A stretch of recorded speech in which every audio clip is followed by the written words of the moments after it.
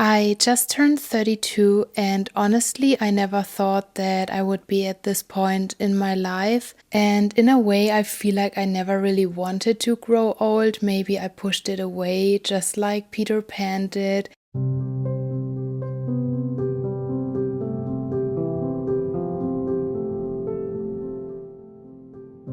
I just turned 32, and honestly, I never thought that I would be at this point in my life, a point where I don't know what it is that I want in life, a point where I don't know what I want from life. But to be honest, I also never really asked myself where I wanted to be in my life when I was 30 or 40, where I pictured myself at this age when I was a child, because I just lived from day to day without worrying about tomorrow. And I feel like I also could not really grasp the concept of time. I was playing outside, running through the woods with my friends. I was making potions, crafting brooms from as long as I can remember, and there was not really any space to worry about a tomorrow. And I feel like I can finally understand the words that my grandfather used to say to us every single week when we were younger, when he was still alive. And he would always say, enjoy your youth because it is the most precious time, it is the most beautiful time. And I remember as children, we would roll our eyes like, not that lecture again, right? But honestly, I feel like I didn't really understand what it meant back then, because I could not really imagine that my life would ever change from the way it used to be. The thought of growing older never really crossed my mind. I never thought about becoming an adult, growing older, and it was all so far away, and I could not imagine myself to ever grow old. And in a way, I feel like I never really wanted to grow old, to become an adult, just like Peter Pan. And it is this serenity and ease that I lost when I grew older, without me realizing at first. I was never afraid of a number when it came to my age when I was younger, and it was quite the opposite. I could not wait to turn 16, I could not wait to turn 18, because I thought I would be free then. I thought I would be free to live all these big dreams that I had as a girl. I thought I would finally have the time and space to live these dreams. And I was okay when I turned 20, I was okay when I turned 22. But once I turned 25, I started to feel like that I am missing out on my life. And I started to feel like I didn't have the time and space to create all these big dreams that I had when I was younger. Why was life passing so fast without giving me a chance to dream again? And with turning 30 came the fear that I was living a life that I eventually would regret. Was this my first midlife crisis that everyone was talking about you would or should have once you turned 30? I started to understand the pain that I saw in adults when I was younger. Worries, fears, regrets, and all made sense to me now. And I started to ask myself, was this really the life that I had dreamed of as a child? Was I happy with the life I was living? Why did my life feel like I had been going around in circles for years? Why did it feel like I was screaming inside of me to do something different? And why did every day feel like the day before? At the same time, the social pressure increased and people started questioning, where do you want to be in 10 years? What about family? How many children? And when will you buy a house? Questions like these made me frantically imagine a life tomorrow instead of living in the here and now. And don't get me wrong, of course it is good to have a plan and to have goals, but it is also okay not to have a precise timetable and to have planned everything in every single detail in advance. Because most of the time we think that something is right for us and we try to control the outcome. We do not allow the universe to work in its wondrous way, but it is in this emptiness in which the universe can work its magic, in which the unexpected can arise. And most of the time, this unexpected thing turns out to be the one thing that changed our whole life, because it was meant to be for us. And some call it destiny. So when I was 25, I bought a plane ticket to Japan, a dream that I had since I was 8. And this marked a turning point in my life. It was the first dream I pursued with all I had, without thinking about any consequences. And for the first time in my life, I felt free. I felt that spark again that I had as a young girl, when no dreams were too big for me, when I allowed myself to dream. And for the first time in years, I enjoyed my life from the bottom of my heart. When I returned from Japan, I parted from the person that would always be the most important person in my life, so that I could spread my wings. It was the most painful thing I ever had to do, but it was something that deep inside of me I knew I had to do in order to live the life that I was always dreaming of. It was important so that I could become the person that I knew was hiding under so much doubts and regrets and fear and worries.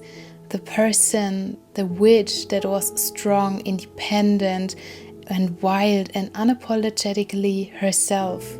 I started doing the things that I love instead of doing things that were requested of me, even though it was painful, because I had to go against what everyone tried to tell me, because they loved me and they meant best for me.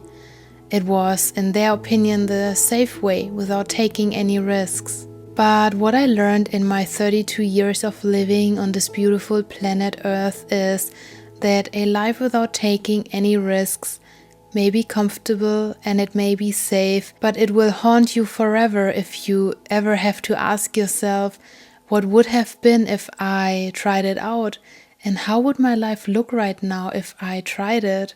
So after I took the biggest risks in my life, leaving the country for a few weeks and breaking up with the most important person in my life, the journey of healing my inner wisdom and creativity, and therefore my inner witch was initiated. So many things happened in the last years, and at the same time it seems like nothing had happened at all. When I look back at the last years, my life still looks and maybe even is the same. I haven't moved abroad permanently to Japan or Korea yet. I haven't published my own fantasy book yet. And I haven't bought my dream fairy cottage in nature with my own garden to grow flowers for the fairies and grow my own fruits and vegetables. I haven't studied Japanese or art in university. So looking at my life from the outside, it seems like nothing has changed compared to my life 3 or 4 or 5 or 6 years ago. But at the same time, so many things have changed, even if they are still unseen. I have planted so many seeds to make my dreams come true and to go closer towards my dreams. And starting this channel, for example, putting myself out there, and trust me, it was a scary step. But things take time. Just like the fragile seeds of the trees and the flowers that are patiently waiting under layers of snow and ice in the frozen earth in winter, to finally blossom and show themselves to the world and to you. Just like that, it may take some time for the things in your life that you dream of to unfold, until you are ready to appreciate them with all your heart. And a wise friend once said to me, you don't manifest what you want, you manifest what you need. And I would like to add to that. You don't manifest what you want, you manifest what you need, until you can manifest and receive what you want with all your heart. It is not important how fast things change or how fast you grow. It is only important that you start to grow and that you decide to break through the layers of earth and snow in winter and to show yourself to the world in your unique way in spring. And what I learned is that it is never too late to make new choices, to dream new dreams, to start something new. And remember that life isn't about waiting for a storm to pass. It's about learning to dance in the rain, enjoying, laughing, even if there is a not so good time at the moment and your dreams may seem far away. Honestly, I still feel like Peter Pan, and honestly, adulthood is hard for me. Even now, as I just turned 32, I'm still learning, I'm still growing, I'm still discovering who I am and what I want in life. I am still making a ton of mistakes and still taking risks. Some are smaller than others. And I'm still finding my way in life, and that is okay. So as I navigate through each year, I am embracing the fact that I am still stumbling, still feeling lost, and there are still many days that I really have to pick myself up and remind myself that these days are okay as well. I have to accept that even now I haven't figured out everything, even if I would love to. But life, after all, isn't about knowing all of the answers right now. It's about having the courage to ask the questions and dive into the unknown. But I want you to know that it is okay to not have everything figured out. It is okay to feel lost. It's okay to change directions and start over, however long it takes you. And it's okay to live life on your own terms. So start dreaming big again. Start believing in your own power, your own wisdom, your own magic again, no matter where you are in your life right now. And if you ask me if I have regrets about how my life went, I may say yes. With the knowledge I have now, I would have done things differently, most certainly. I would have stand up for myself way earlier. And I would have allowed myself to go all in for my dreams, no matter how small they may have seemed at that time in my life. But you have to live your life forward, and you can only understand it backwards when you can connect the dots later on. And my spirit guides once told me that regrets are important because they tell you without any sugarcoating where it is that you went on a path that wasn't yours. So don't try to push away your regrets, how many people try to tell you out there. Try to feel into them and see where you lost your unique path and then get back on it. Find your way back to it. When you find the way back on your path, you can leave the regrets behind.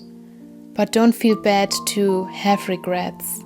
And for me, every decision, even I thought that it was a wrong decision, brought me to a new chapter in life that included lessons that I had to learn and challenges that I had to overcome. So every chapter led to the person that I became today. And when I'm old, when I'm reading back on my unique life story, when I'm telling the story to my children and grandchildren, I want to say, yes, I did things that I regretted. I made so-called wrong decisions. But at least I took risks, and at least I tried to make the best life for myself that I could. And if there is only one positive outcome of a so-called wrong decision, then it was an experience that I made in life.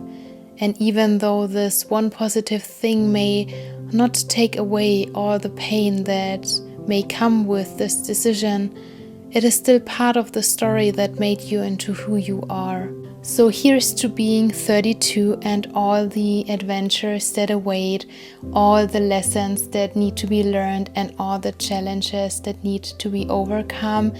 And if no one told you today, you are doing so well. Every single day you get up, you show yourself to the world in your unique way.